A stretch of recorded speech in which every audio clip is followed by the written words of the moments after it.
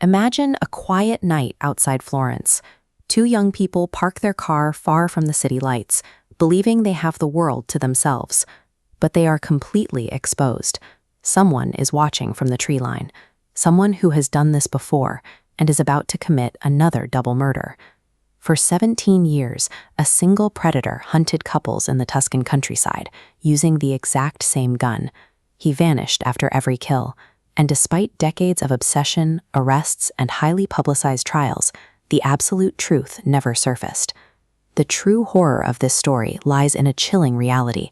The person who held an entire region hostage in the dark may have simply walked away. The pattern begins in 1968. Police find a man and a woman shot to death inside a parked car near Florence.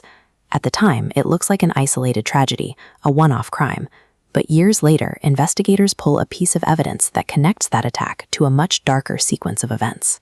The killer used a very specific weapon, a .22 caliber Beretta. That ballistic match proved this was no random string of violence. A calculating predator was actively operating in the shadows, waiting for his next opportunity. This map shows the timeline of attacks across the Tuscan countryside. Through the 1970s and 80s, the frequency accelerates.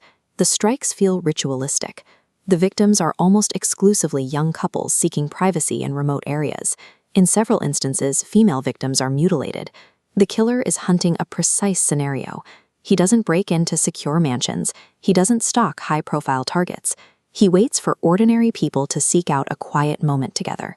By targeting that basic human need for closeness, he turned the ultimate sanctuary, two people alone believing they are safe, into an execution site.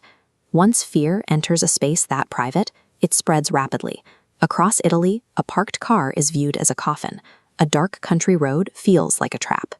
The silence of the countryside becomes camouflage. This is the mechanism of serial terror. It kills a handful of people, but it colonizes the imagination of an entire society. As the body count climbs, the pressure on law enforcement becomes crushing. Investigators desperately search for a motive or a face, throwing massive resources into stopping the public panic.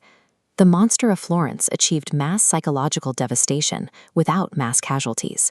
He stripped away the public's baseline assumption of safety in the dark. The official investigation soon fractures. Police initially chase leads tying the first murder to suspects from Sardinia. Later, they focus entirely on a local man named Pietro Pacciani. He is convicted, acquitted on appeal, and ultimately dies before a retrial can reach a final verdict. Two other men, Mario Vanni and Giancarlo Lodi, are eventually convicted in connection with some of the killings. Yet, for many who followed the evidence closely, severe doubts linger about whether the authorities actually found the architects of the crimes. Without a clean resolution, the case collapses into a maze of unproven theories. Observers propose everything from occult conspiracies and shadowy accomplices to institutional cover-ups and coerced confessions. What began as a hunt for a killer devolved into an endless labyrinth. The harder investigators tried to grab hold of the truth, the further it slipped away. Our minds are biologically wired to seek closure. A monster we can name and lock in a cage is manageable. An unknown predator who keeps moving in the periphery is intolerable.